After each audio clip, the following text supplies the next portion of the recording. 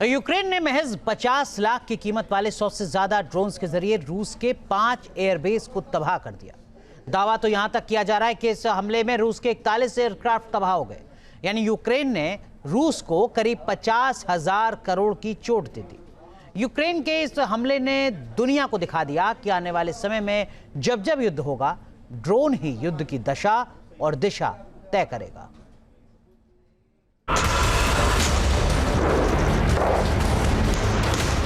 Ukraine ने 3 साल से चल रहे युद्ध में रूस पर सबसे घातक हमला बोला।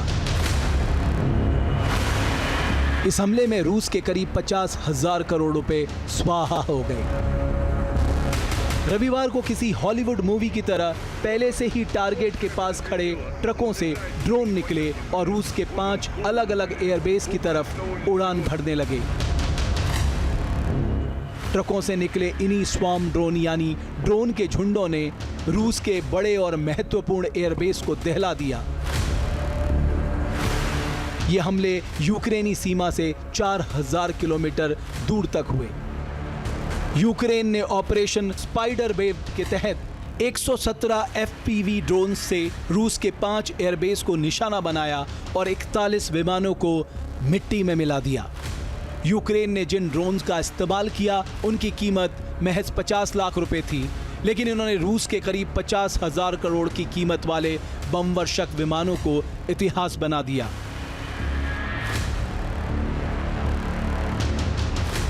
इस हमले से यूक्रेन ने दुनिया को फ्यूचर वॉरफेयर का ट्रेलर दिखा दिया, जिसमें दूर बैठे बैठे ही ड्रोन तकनीक की मदद से दुश्मन के अहम ठिकानों को निस्तो नाबूद कर दिया जाएगा। इस ऑपरेशन की प्लानिंग और इसको जमीन पर उतारने में यूक्रेन को 1 साल 6 महीने और 9 दिन का लंबा वक्त लगा। हमले का नेतृत्व सिक्योरिटी सर्विसेज ऑफ यूक्रेन कर रही थी। इस अटैक की निगरानी खुद यूक्रेनी राष्ट्रपति जेलेंस्की कर रहे थे। इस मिशन को अंजाम तक पहुंचाने के लिए राष्ट्रपति जेलेंस्की ने सिक्योरिटी सर्विसेज के प्रमुख वसीम मालियुक को जिम्मेदारी सौंपी। फिर मिशन के लिए ड्रोन का चुनाव हुआ। रूस पर अटैक के लिए यूक्रेन ने FPV यानी फर्स्ट पर्सन व्यू ड्रोन का इस्तेमाल किया। FPV ड्रोन को ट्रकों में रखे लकड़ी के मोबाइल केबिन में छिपाया गया। ये ड्रोन ट्रकों की छतों के नीचे छिपाए गए थे, जिन्हें दूर से ही कंट्रोल किया जा सकता था। यूक्रेनी एजेंटों ने इन ट्रकों को रूस के अंदर पहुंचा दिया। फिर ये ट्रक रूसी सुरक्षा की हर बाधा पार करते हुए हजारों किलोमीटर दूर पहुंच गए। जब सही दिन और सही वक्त आया तो ट्रकों की छतें खुली और कामिकेज ड्रोन सीधे रूसी एयरबेस की तरफ उड़ान भरने लगे।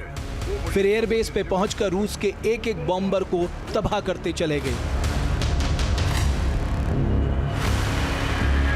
यूक्रेन का दावा है कि 5 एयरबेस पर खड़े करीब $7 अरब के रूसी विमानों को नुकसान पहुंचा। हमले के बाद सामने आए वीडियो में भी रूसी बॉम्बर विमान को धू-धू कर जलते हुए देखा गया।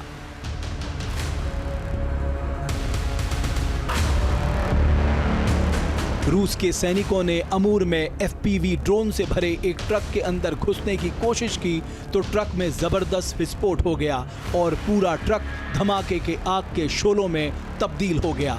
इस धमाके में रूसी सैनिकों के घायल होने की खबर है।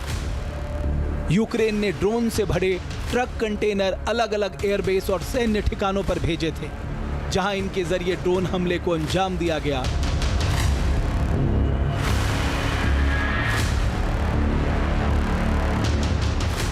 इस हमले के बाद इस बात की आशंका जताई जा रही कि रूस यूक्रेन पर तगड़ा पलटवार कर सकता है।